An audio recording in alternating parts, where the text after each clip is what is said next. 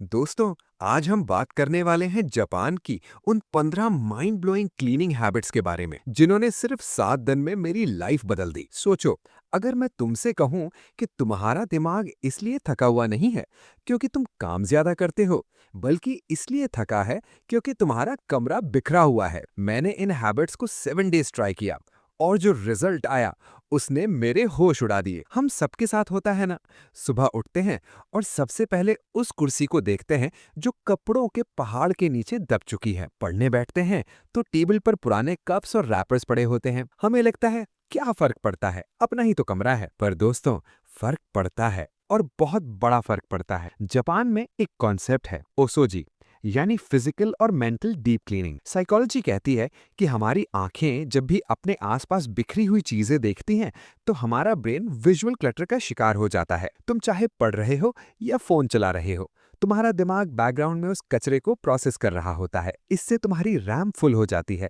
और focus drain होने लगता है। जापानीज लोग अपने दिमाग की इस रैम को क्लियर रखने के लिए एक बहुत सिंपल रूल फॉलो करते हैं, द 1 मिनट रूल। ये रूल कहता है कि अगर किसी चीज को साफ करने या उसकी जगह पर रखने में 1 मिनट से कम टाइम लगता है तो उसे अभी करो, उसको बाद के लिए मत छोड़ो।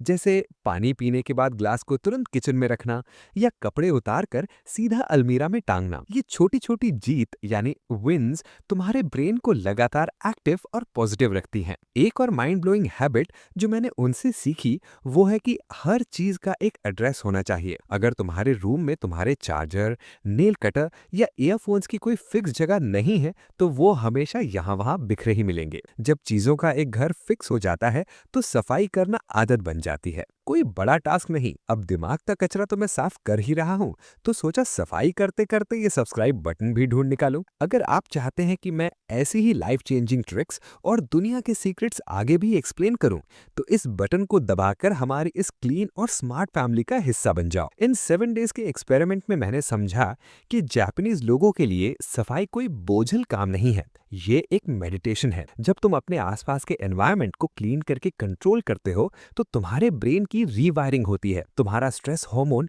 कॉर्टिसोल नीचे गिरता है और हैप्पीनेस हार्मोन डोपामिन बूस्ट होता है। तुम्हें लगता है कि तुम लाइफ की कंट्रोल में हो। मैंने नोटिस किया कि जब मेरा कमरा साफ था तो मुझे नींद ज्यादा जल्दी और गहरी आई, और अगली सुबह जब आँख खुली तो सामने बिखरे कपड़े देखकर मूड खराब नहीं हुआ, बल्कि एक फ्रेश स्टार्ट का फील आया। तुम्हारी सुबह की पहली नजर जिस चीज पर पड़ती है वो तुम्हारा पूरे दिन का मूड और एनर्जी डिसाइड करती है। देखो दोस्त, तुम्हारा एनवायरनमेंट तुम्हारे दिमाग का आईना है।